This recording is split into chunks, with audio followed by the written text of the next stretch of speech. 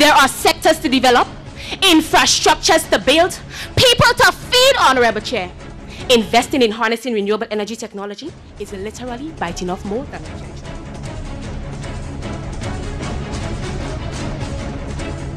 It's an investment. It's not a luxury for the rich, but instead an imperative for the poor. Grenlec, energizing our Grenada. Welcome to the 2015 Grenlec debates. We are into the second round of the debates. My name is Eric Williams, your host. Hillsborough Secondary versus Grenville Secondary School. The topic, be it resolved that all people should be vegetarians. The first proposition speaker. To eat is a necessity, but to eat intelligently is an art. Francois de la Rochefoucauld. Honorable Chair, noble judges, prompt timekeepers, Grenlec officials, opponents, audience, afternoon. Be it resolved that all people should be vegetarians. Before venturing into this appetizing discourse, we define key terms.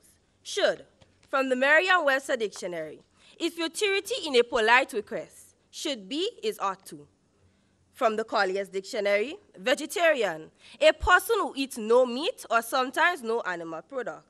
As first speaker, I will show how a vegetarian diet is both preventative and curative against common and deadly diseases. Our second speaker will address longevity, cost-effectiveness, and how environmentally friendly such a diet is. Then our rebutter will clean the meat from the eyes of our opponents, leaving not a remnant of their case. A United Nations report, June 2010, claims a global shift towards a vegan diet is vital. Most of us would duck from such a suggestion. KFC, McDonald's hamburger, Subway lined with bacon stuffed with chicken or beef tastes so good. The World Cancer Research Fund informs eating fatty meat increases chances of heart attack and cancer. Further compounded, Honorable Chair, by the comprehensive ongoing China Oxford Cornell Diet and Health Project directed by Dr. T. Colin Campbell, trained researcher in the areas of biochemistry, nutrition, and toxicology. He examined the consumption of animal products and heart disease, cancers and diabetes and other conditions. He states, and I quote, those who eat a plant-based diet will reduce, escape, and reverse the development of numerous diseases. A further investigation by Dr. J.D. Anderson lends support. Anderson took 50 insulin diabetics, divided them into two equal groups. He switched their diet from the American Standard Diabetic Association recommendation to a high-fiber, low-fat, plant-based diet. Honorable Chair, findings were astounding. Patients with type 1 diabetes, within 3 weeks, reduced their medication to 40%, and 24 out of the 25 patients with type 2 diabetes, within weeks, stopped taking insulin altogether. Diabetes, such a prevalent disease. Imagine no more pushing pills, going under the knife because of the decision to switch to vegetarianism. Honorable Chair, in Denmark, 1918, World War I, the nation ate a vegetarian diet for a year. Death rate fell by 34% due to a marked decrease in illness rate. When meat eating resumed, it rose again to its pre-war level. Honorable Chair, even the human anatomy supports a vegetarian diet. We do not have long mouth or pointy teeth of carnivores. They are short and flat for chewing up fibrous foods. The liver of a carnivore can detoxify the excess vitamin A absorbed from meat-based diet. Our liver cannot. Some question the ability of a vegetarian diet to meet nutritional requirements. The American Dietetic Association declares it has enough proteins, essential amino acids, fats, and minerals. The United Nations Food and Agriculture Organization backs this up by saying meat is not an essential part of a balanced diet. Honorable Chair, a valid reason why all people should be vegetarians.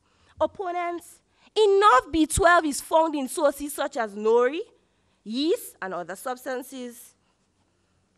Some mounting scientific evidence establishes the superiority of a vegetarian diet, which clearly maps the way to go. All people should be vegetarians. Let it not be that the poor man's wisdom is despised, and his words are not heard. I thank you. The first opposition speaker. Judges, opponents, timekeepers, chairperson, audience, all, good afternoon. Be it resolved that all people should be vegetarians. To this, we voice a resounding no. The division of our debate is as follows. As first speaker, I will define key terms in the motion, then focus on the health risks which are associated with the vegetarian diet. The second speaker will discredit the claim that a vegetarian diet is cheaper. He will assess the financial burdens of this lifestyle and the unavailability of resources to cater to vegetarianism. The other two speakers will cross-examine and refute the weak claims made by our opponents. According to the Merriam-Webster Dictionary, all refers to every member of. People are human beings, and should means what is expected. The Vegetarian Society defines a vegetarian as someone who lives on a diet of grain, pulses, nuts, seeds, vegetables, and fruits with or without the use of dairy products and eggs. The motion simply says that every human being is expected to live on plant foods with or without the use of dairy products and eggs. Honorable judges, our goal here this afternoon is not to glorify meat eating, neither to discredit the benefits of vegetarian diets, but rather to prove that the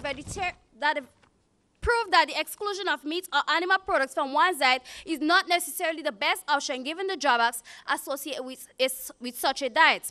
Firstly, medical studies of vegetarian populations have concluded that vegetarians lower cholesterol levels than non-vegetarians. One such study is the Oxford Vegetarian Study of 6,000 vegetarians and 5,000 non-vegetarians in the UK, 1980 to 1984. Listening audience, low-density lipoprotein LDL is referred to as bad cholesterol because too much is unhealthy, whereas high-density lipoprotein HDL is good cholesterol because it is protective. Interestingly, judges, the foods which promote good cholesterol are foods which contain saturated fats, lean meat, crab, lobster, octopus, and eggs. Simply put, bad cholesterol builds up in arteries not from how many omelets or lean meat you eat, but is rather triggered by a diet high in trans fat and processed carbohydrates, not saturated fats. Furthermore, Madam Chair, lower levels of vitamin B12 is a scary reality for most vegetarians. The Journal of Agriculture and Food Chemistry states that there is a potential risk in becoming a vegetarian, which seems to be prevalence of lower vitamin B12 in the blood. The vitamin is essential for metabolism, utilizing iron, producing healthy red blood cells, and more. The risk of low B12 levels ultimately leads to arteriosclerosis. With the opponents, I am positive that the only two natural sources of vitamin B12 protein are in meat or mud. Ms. Jessie Douglas, a nutritionist at the Grenada Food and Nutrition Council, states that they are based on research. There is no single plant food which contains vitamin B12. Observant judges, my opponents may claim that the vegetarian can get this important vitamin through the use of fortified cereals or vitamin B12 supplements. But in so doing, they are supporting our stance that the vegetarian diet is not as natural and healthy as we are led to believe. Fortified cereals and supplements are processed products. Furthermore, the absorption of vitamin B12 is not as beneficial or as bioavailable through fortified foods and supplements as it is to eating meat. Additionally, complete protein contains all of the 9 essential amino acids, which need to be eaten since the body cannot produce them on its own. Listening judges, our research has shown us that the plant proteins tend to have relatively lower concentrations of proteins in the comparison from eggs or milk. Moreover, all of these amino acids can be found in meat. Not even the famous soybeans gives a complete serving of this. My opponents may hasten to argue that by combining soybeans and rice, or red beans and rice, or corn and beans can supply vegetarians with these essential acids. What about persons who have problems with absorption? These persons can suffer from heartburn and bloating. Where would these persons get the amino acids from if they are expected to practice a vegetarian lifestyle? Fellow opponents, I could speak for days on end about the health risks of vegetarian diets. Sadly, time does not permit. In closing, we are aware of the ever-changing categories of the vegetarian diet. Doesn't this hint to some form of inadequacy in the health sphere of these diets, and more so, the need for the inclusion of animal meat or its byproducts where deficiencies exist? Worthy opponents, the vegetarian diet is not for everyone. Food reacts differently in each of our bodies. Humans are omnivores. We have evolved as the most intelligent of all species, eating both plants and animals. It is this balance that helps shape our intelligence. I thank you. The second proposition speaker. Distinguished judges, audience, afternoon. At 80, you are still a child. If at 90 heaven calls, say go away and come back when I'm 100. This inscription typifies inhabitants of regions with a high plant-based diet known as the Blue Zone. Here, it is common to live to a very ripe old age. Dr. Warren of Loma Linda, he is 94, a vegan, still a practicing heart surgeon, and spends 10 hours gardening each week. Marge Jetton, 103, still pumping iron. These people are living healthy, without disability or medication, according to journalist Dan Wetner and National Geographic in a more than 5 years on-site investigation. What makes a difference in the lives of these people? Lifestyle, Honorable Chair. Just as former President Bill Clinton, he saw the benefits, he's healthier now, the reason we are supporting a vegetarian diet. Khrushchev Kappa postulated the health of human beings is predominantly determined not by medical intervention, but by behavior, food, and the environment. Despite warnings on meat consumption, we continue to dig our graves with our teeth and wreck the environment. The slaughtering of thousands of cows, chickens, pigs, pumped full of steroids and antibiotics, living in cages in their own fields, forced to eat corn-based feed instead of grass to fatten them, raised under chemical conditions high in fat and toxins. Is this what we want for our bodies? Certainly not, Honorable Chair. Dr. Steinfield, Chief Livestock Information and Policy Branch, FAO, I quote, livestock is one of the most significant contributors to today's environmental problems, end of quote. Again, supporting a vegetarian diet. After slaughtering millions of animals, waste run off into rivers and lakes. The water we drink, Honorable Chair, brings with it serious consequences, adding to the burden of the nation's healthcare and very costly treatment to make the poor patient even more sick. Livestock rearing is not cost-effective compared to a plant-based diet. For instance, 20 times more water is needed to produce meat and dairy products than plant-based products for the same calories. 100 times more water is required for beef than grain. 9,500 liters of water to produce 1 mingy pound of meat. Only 25 gallons to produce 1 pound of wheat. And the most ridiculous thing, most of the grain goes to feed the animals while millions of people in need of such water are dying each day. Where is the logic, Honorable Chair, to equate that 1 pound of beef is more valuable than human lives? A UN report, Livestock Long Shadow, found that eating meat causes almost 40% more greenhouse gas emissions than other cars, trucks, and planes in the world combined. A vegetarian diet can be a solution. Our environment, Honorable Chair, is mooing like a cow in labor because the effect of gas emissions from animal products, water depletion, and animal waste pollution in our waters is a heavy burden. Some of us wouldn't hear. Remember this, what's sweet in God's mouth goes sour in it, and we're getting the taste. I thank you. The second proposition speaker. Good afternoon to all. Worthy opponents, have you ever considered the availability and the cost of vegetarian food products that are required for a meal to be considered a well-balanced diet? In order for the human body to function efficiently, it is necessary to eat meals that contain as much nutrients as possible. These nutrients should be eaten in forms accessible and affordable to persons based on where they live. It would be preposterous of us to insist on persons maintaining a diet that is unavailable to them and cost exorbitant amounts of money to import. From the motion, we the opposition take all to mean everyone, including Eskimos living in the remote Arctic regions and even us living in the Caribbean. Are you saying, our opponents, that the entire Arctic population should be vegetarians? An examination of this region reveals that the climate there is characterized by long, cold winters and short, cool summers, which makes it very hard to grow vegetables. According to Nunavut's territorial nutritionist, Jennifer Wigjig, in many areas such as Nunavut, vegetables are grown mostly in greenhouses, but soil for the greenhouse must be shipped from southern Canada, and maintenance is costly, almost $90 a year. Jennifer also affirms that the only other way to get vegetables to Nunavut's people, 85% of whom are Inuit, is by ship or plane, which can cost a fortune. Worthy opponents, again I ask, are these the people that should be vegetarians? People who can barely grow their own vegetables and would have to depend on very expensive forms of importations? Permit me to remind you that the Inuit people have survived by eating a meat-based diet for as long as history has been recorded.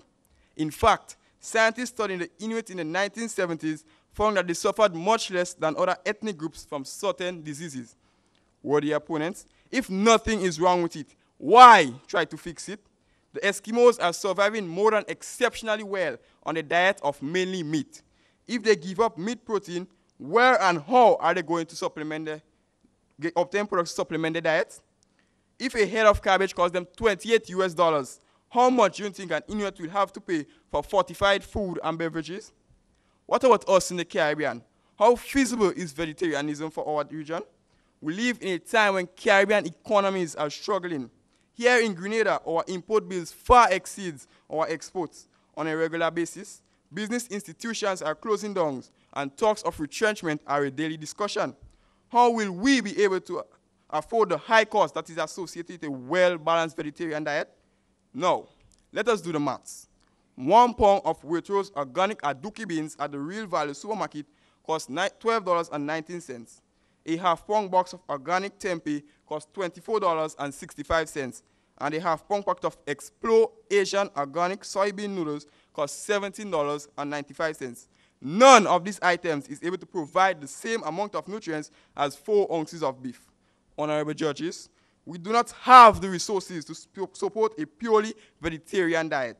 Our limited incomes and almost non-existent agriculture sector cannot even provide sufficient food for us when meat is included in our diet. If we were to all become vegetarians, our pockets may simply burst.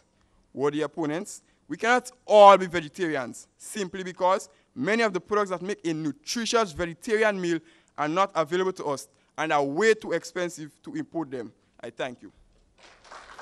We now welcome the 2 speakers for the opposition cross-examination. Opponent, are you aware that there are different vegetarian diets? Yes, for the opponents, there are lacto, ovo, and vegan. Moving on. So, why do all other vegetarian diets, with the exception of vegans, include some form of animal product in the diet? Because the people probably like it more, but it is not the best for them. Okay. Opponent, what solution do you have for the people who suffer with allergy reactions in the vegetarian diet to curb this? With everything, there are substitutes. So what allergies are you suggesting? I didn't hear you mention soy. Some people are allergic to soy. Yes, that is some, but there are other sources to get all the essential nutrients that a human needs. Some are allergic to nuts too. Yes, so?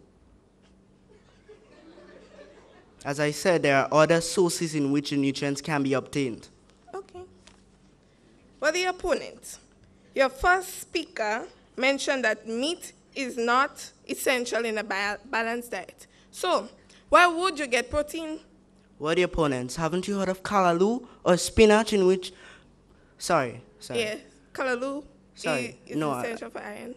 Yes. Okay. Well, the opponents, there are plant foods in which protein can be obtained, and animal protein actually raises blood cholesterol levels, while plant protein actually lowers cholesterol levels. So how can you say that the one that is better is bad? Well, the opponent, it all boils down to preparation. It's how you prepare the food. Well, the opponents, meat, whether it is filled with antibiotics or not, it is still bad because there is something in it called heme iron, which is carcinogenic. It causes cancer, what the opponents. Pardon me? The iron in plants is non-heme iron. It actually prevents cancer. I may make a conclusion. Heme iron is easily absorbed than non-heme iron. Yeah, but And it is heme not good for you. That is the point. It is not good. Okay, what the opponent? Okay. Worthy opponents, you stated that a vegetarian diet does not have all the essential amino acids. Are you aware that there is a plant called moringa in which all the 9 essential amino acids can be found? To be honest with you, no. Well, you have not dig hard enough to find this. You're telling me your research? Yes, yes, I am. Okay. Okay.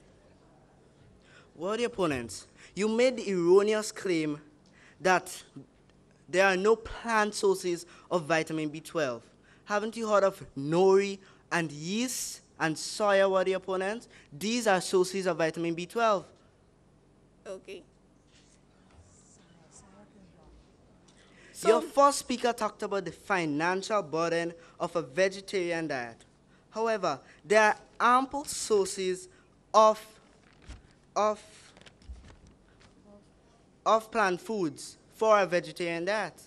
For the opponent, 1 pound of beef is $8. Compare this to any other vegetarian in real value at your supermarket, like my second speaker stated. What the opponent? 4 ounces of beef. You are causing world hunger. As we really? said, it takes 20 times more water to grow meat than to cultivate crops. Grow your own crop. Grow Exactly. your own livestock. What the opponent? Meat is bad. You stated about the Eskimos in the Arctic that they eat meat and yet they survive. Yes. They do not have another option. Do you also know that they are among the people with the shortest life expectancy with only 30 years? What the opponents? For the opponent, the Eskimos living in the Arctic, as my second speaker stated, they survive for a long time when they eat meat. Where is your evidence to support such a claim? Research. What research for the opponents? You made the statement of availability of plant products. Haven't you heard of aeroponics or hydroponics in which plants can be propagated in air and in water? What the opponents? For the opponent, if I am renting, I am only renting a whole spot, how will I grow my own livestock? We're not talking about livestock, what the opponents? Well, how will I grow anything? You can practice aeroponics and hydroponics in your own home. What if I don't want to?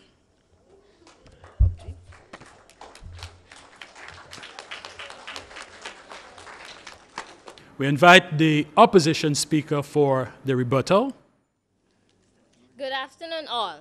Your first speaker mentioned that meat is an essential part of the vegetarian diet. Worthy opponents, meat is essential in a well-balanced diet. What about the people who are anemic and infants under 2? How will they survive on a vegetarian diet? They need iron from animals. Moreover, your second speaker said that eating meat causes cancer and type 1 diabetes. It is not the use of meat that increases cancer and diabetes. It is the use of processed carbohydrates. My worthy opponents, we are aware of the work you have put into your presentation today. However, your efforts have been futile. Meat has been and continues to be necessary for the general health and well-being of humans. Supplementation should not be a must for every single meal. You still may not think that we need to eat meat, but the bottom line is we do need a balance. Exclusion of meat is not the answer. Our efforts should be placed in moderation and synergy of our eating practices. It is not what we do, it is how we do it. I thank you. We now invite the proposition speaker for the rebuttal. Distinguished judges, audience, good afternoon. Before I begin, we did not say meat is essential in the diet. It is now imperative for me to refute some of the salient points of our opponent's argument. Point 1. We are in total disagreement that meat in the diet is a necessity. Meat is only necessary in a diet if the nutrients it contains cannot be found in a plant-based diet. However, there are no nutrients in meat that plants do not carry, and therefore it is unnecessary in the diet. My colleagues and I would like to disagree with our opponents that eating meat in moderation is a solution to the problem. Honorable Chair, all my opponents are doing is prolonging the inevitable. Each one of us knows that by adding a little by a little equates to a large amount. If I'm wrong, then 1 + 1 + 1 is not 3. Point 3. Opponents stated nutritional deficiency. They spoke about B12. Some countries practice a vegetarian diet and there is no B12 deficiency. In others, however, who do not practice a vegetarian diet, they suffer B12 deficiency. Opponents mentioned meat diet cheaper. But is it really cheaper when we consider? Take, for instance, meat is prone to cancer and other diseases. The medical conditions that are caused, a visit to the doctor is more than $100. When he places you on these medications, you are often on them for the rest of your life. Is this really cheaper? Honorable Chair, we have stated and firmly stand by it that a vegetarian diet has proven itself superior. It is economical. It greatly reduces gas emissions in our atmosphere. It increases life expectancy, prevents many chronic and terminal medical conditions, and the human digestive system is specifically designed for a vegetarian diet. This is why we recommend that all people should be vegetarian, for health is wealth, and the richest man is poor without it. I thank you. Hillsborough Secondary School, 601 point. Grenville Secondary School, the total amount of points was 436.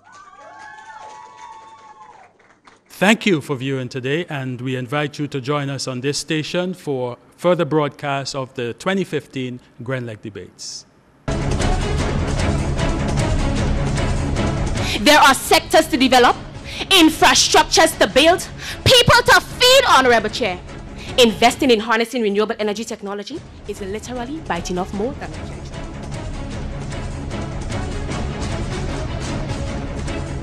It's an investment. It's not a luxury for the rich, but instead an imperative for the poor. Grenlec, energizing our Grenada.